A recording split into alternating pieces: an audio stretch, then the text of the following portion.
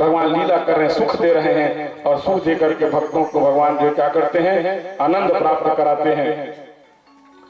भगवान माखन चोरी की लीला से माखन में माँ शब्द समाया, माखन में माँ शब्द समाया। भगवान माखन से इसलिए प्रेम करते हैं क्योंकि माखन में क्या है, बहुत प्रेम है।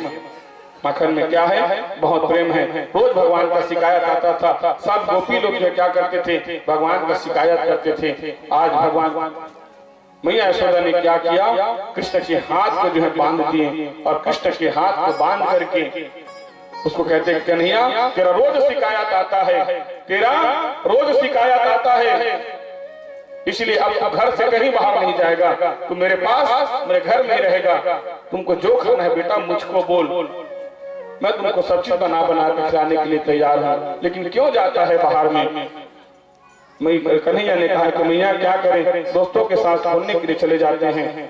भगवान कृष्ण के हाथ को बांध दिए, और हाथ को बांध करके कृष्ण मैया जो है क्या करती है, एक उखल में जो है बांध देती है। उखल में बांध करके मैया जो है क्या करती, काम करने लगती है।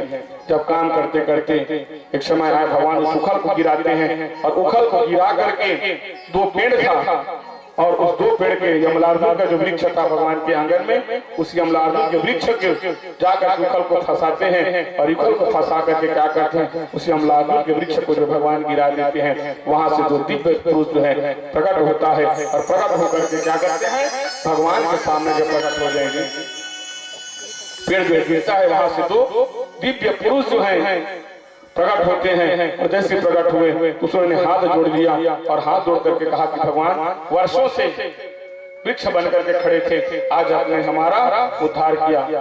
परीक्षित ने पूछा, महाराज यमलार्जुन के वृक्ष में जो थे वो कौन थे। तब सुखदेव जी ने कहा, राजन ये कुबेर के पुत्र थे, मणिग्रीव और नर कुबेर। ये दोनों जो है क्या कर रहे थे, नदी में जो स्नान कर रहे थे।